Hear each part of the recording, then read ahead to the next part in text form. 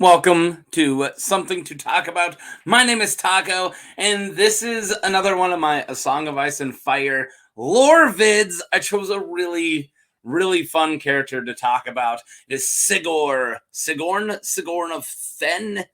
Oh my god, Sigorn of Thenn, Magnar of Thenn, and possibly a lord. It's a cool character. So if you've never been here before, I don't edit. I just yell at the screen in one big long take, and I do have these cue cards so I can remember what I'm doing. Just read on the card. They're gonna be wonderful. Really, that's it's a Wayne's World joke. All right. So yeah. So we're just going to explore this character from Song of Ice and Fire. I have a bunch of these.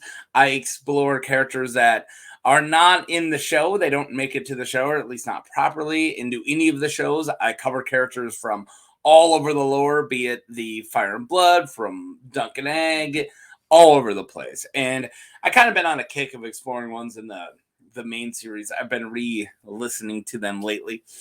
So yeah, this is a good one. I haven't even made it to this character yet in my read through because he doesn't show up till later on. I just started Storm of Swords and my newest one.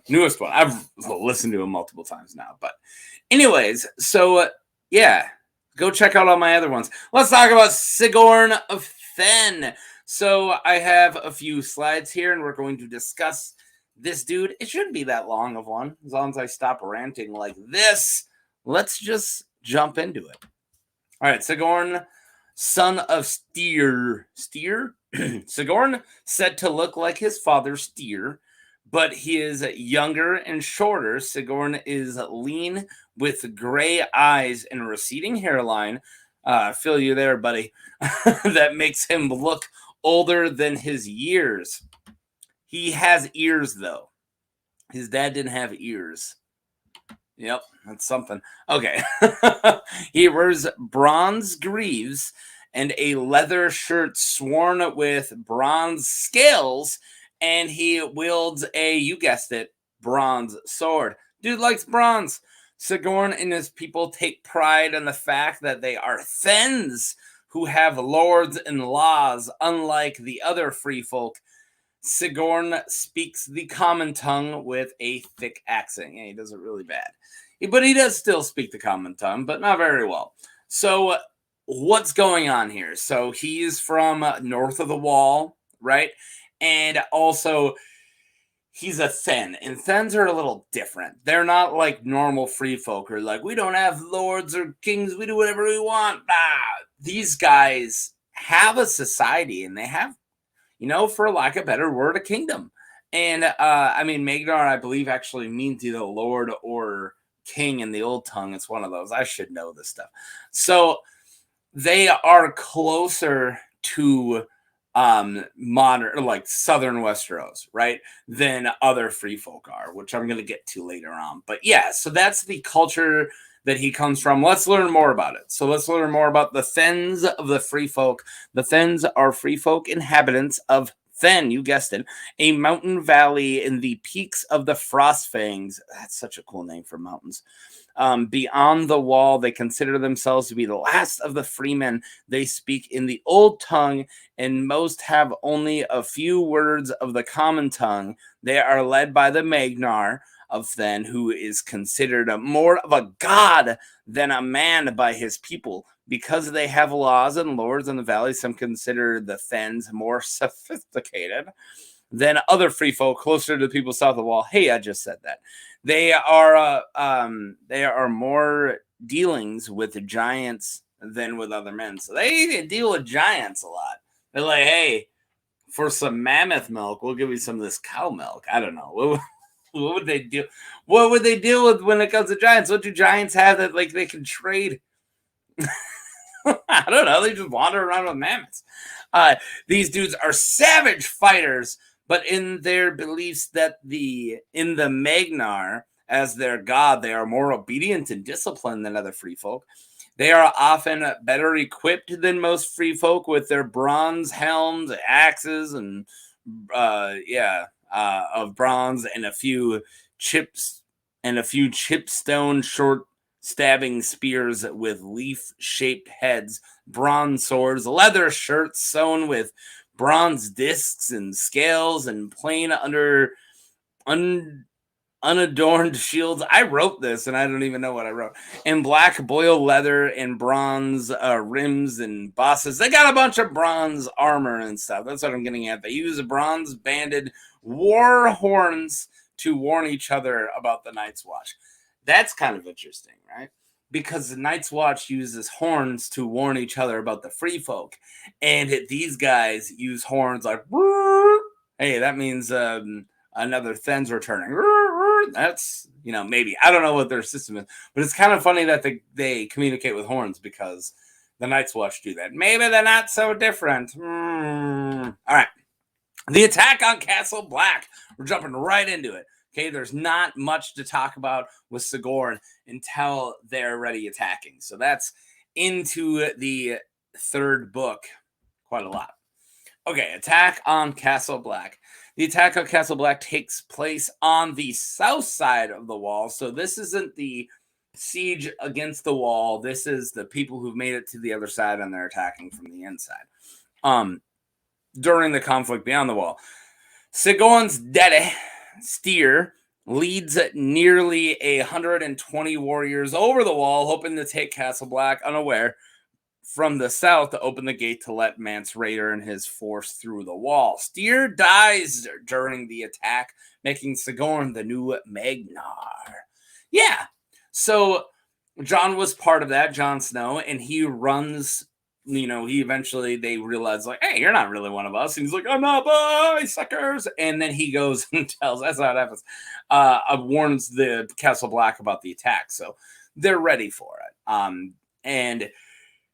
So the whole point there is just like how in the South, once the daddy dies, once the Lord dies, and in this case, a Magnar, the son becomes. So that's how Sigorn became the Magnar of Thenn.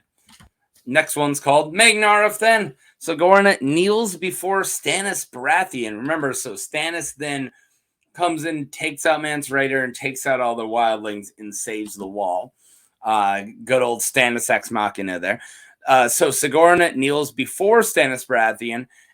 After passing through the wall, it is rumored at Castle Black that Stannis intends to give lands and castles to Sigorn and Rattleshirt. That would be a bad idea, Rattleshirt.